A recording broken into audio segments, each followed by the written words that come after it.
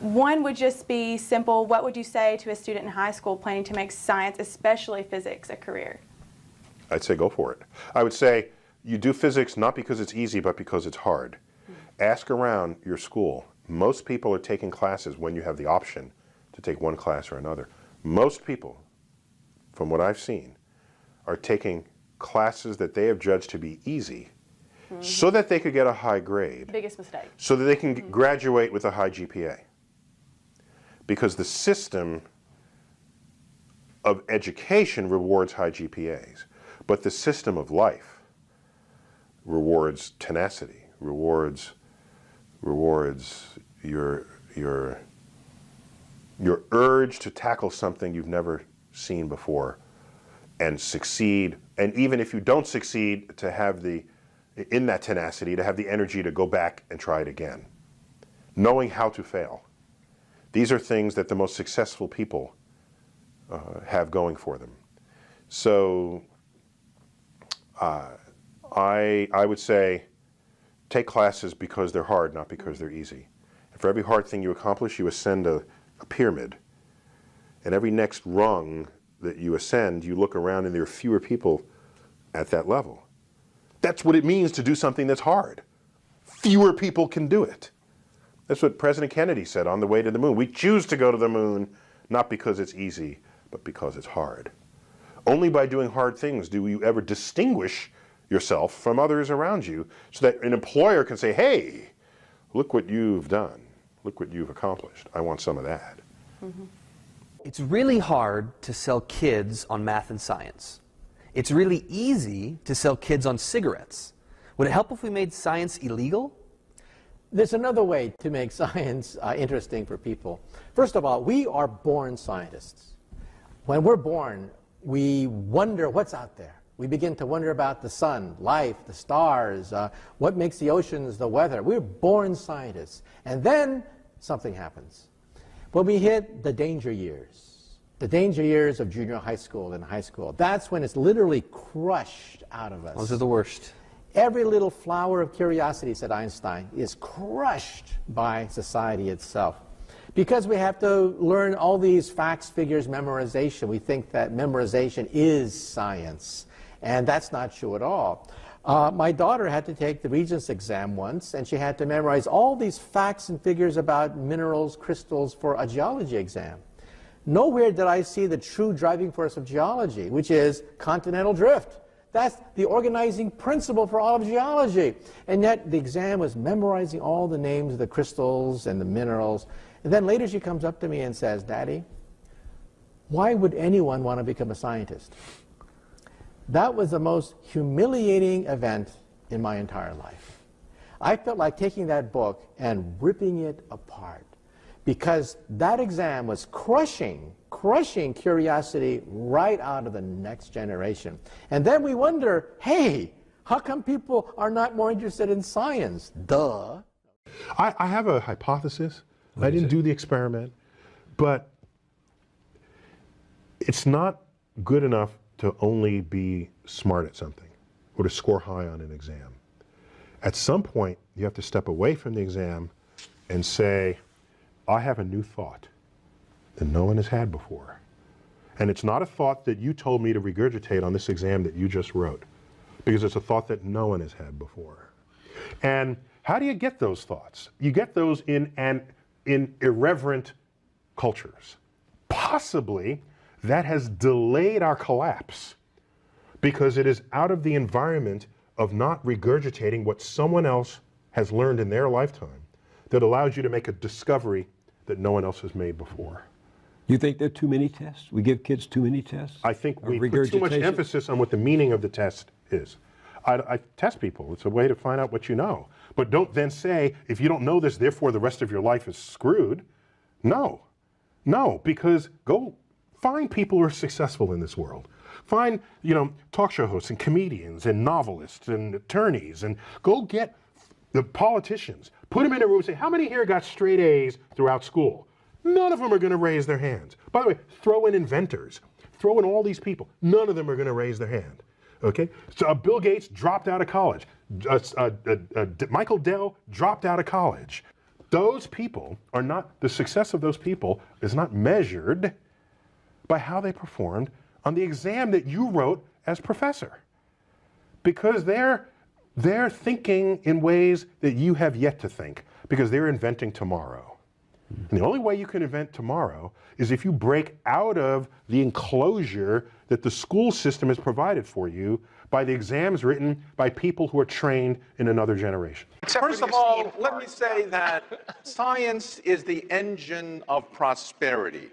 From steam power to electricity to the laser to the transistor to the computer. That's not true. We're That's talking technology. about, hey, Technology. can I have my, Sure. You had your say, let me have my say. Yes. However, the information revolution has a weakness, and the weakness is precisely the educational system.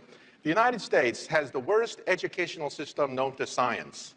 Our graduates compete regularly at the level of third world countries.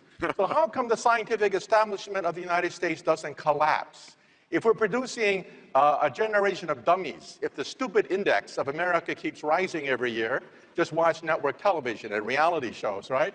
How come the scientific establishment of the United States doesn't collapse? Let me tell you something. Some of you may not know this. America has a secret weapon. That secret weapon is the H-1B. Without the H-1B, the scientific establishment of this country would collapse. Forget about Google. Forget about Silicon Valley. There would be no Silicon Valley without the H-1B. And you know what the H-1B is?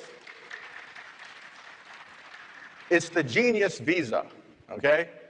You realize that in the United States, 50% of all PhD candidates are foreign-born. At my system, one of the biggest in the United States, 100% of the PhD candidates are foreign-born. The United States is a magnet sucking up all the brains of the world, but now the brains are going back.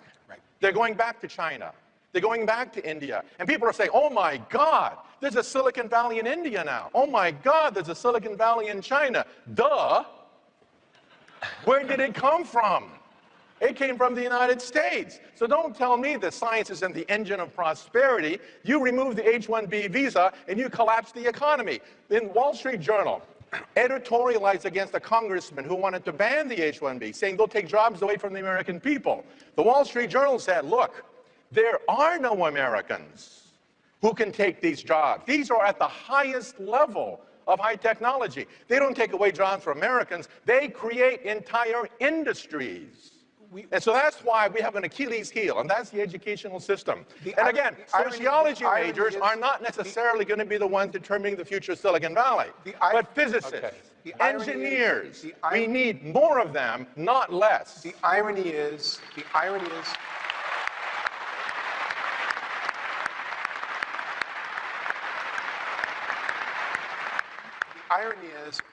agree with the immigration issues, what you're saying. And I'm at a school, of course, and Peter's a graduate of a school where indeed immigration. Your school wouldn't exist without the H-1B. Of course, but I'm not. We've got to get back to the future of business. But hold on a second. I'm not. No. I'm not arguing against an H-1B. I completely agree with this issue and the point on the future of business that he's making, which is very, very important, is the nature of human capital. What is misunderstood here is again how poorly run schools are. MIT is a notable exception in this regard. His school is not, because what happens is they run in these introductory science and engineering classes at Illinois and Wisconsin and Michigan. They run freshman and sophomore years as flunk-out operations. They run it as a boot camp, and then people are surprised that people don't take science, that they don't take the STEM courses. The point that I'm trying to make, which I think is an important one in this regard, is that the way educational systems are set up right now is that we have distorted incentives that undermine the ability for America to have a homegrown science and technology center. Immigration is a wonderful. I want to move this just a second. I want to move this from an American conversation to a global conversation. It is a global economy and so on. I mean, obviously, to those of us who are Americans, this matters hugely politically. But as we talk about the future of business, one pretty clear thing is that it's going to be increasingly borderless. And one of the questions we sort of want to ask is, if you're wearing your CEO hat, some of these implications might be where you're going to put your headquarters. Are you going to put your headquarters in Bangalore or in Buenos Aires or in Silicon Valley? You've got a lot of issues around that. But I'd like to move it to that. Peter, you had your hand up first, and I know you want to comment on this, and then I want to start asking about some questions about where the big industries will be in the future. But yeah. So to bring this back to the focus on SAP and mobility and cloud, the fact of the matter is that the rate of changing is increasing. The rate of change is increasing, period. And we're working into a day and age where the ability for, again, an individual or a small team to innovate and build a company is greater than ever before. The cloud and mobile computing, 3D printing, AI-enabled capabilities are going to allow for the birth of extraordinary industries. And the fact of the matter is, there is no industry that's safe. Medicine, I just got finished speaking to a group of 500 medical CEOs. Over the next 10 years, medicine is going to be completely redefined. And the fact of the matter is that when regulations are holding an industry back, like it is in medicine, it simply means it's going to be redefined in a different country. There are no boundaries anymore. Companies are multinational, individuals are multinational, ideas go across the globe at the speed of light, and we're going to see a rate of change that is not stopped by regulation, especially when governments can no longer regulate at the speed of change that's going on right now.